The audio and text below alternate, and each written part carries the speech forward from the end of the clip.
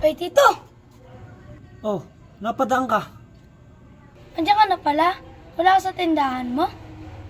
Wala eh. Nabankrupt ang tindahan ko. Sabi ko na eh. Kailangan mo ng trabaho eh. Bibigyan kita. Oh, tama yun. Gusto ko yun. Sige. Sige. Tikikitsenas at katapusan ang sahuran. Ang laki ng sahod ah. Bah, maganda yan. Ayaw mo ata eh. Aba, hindi. Trabaho yan eh. Gusto ko nga yan.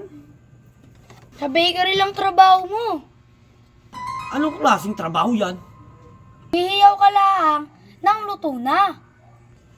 Hihiyaw laang ng luto na. Yun lang. Napakadali naman. Kayang-kaya yan. Oo, hihiyaw ka lang. Kaso, nasa loob ka ng pugon. Langya kung bata ka. Kaya pala malaki sahod. Sa loob pala ako ng pugon hihiyaw. Ano ginawa mo sa akin? Pinatay mo?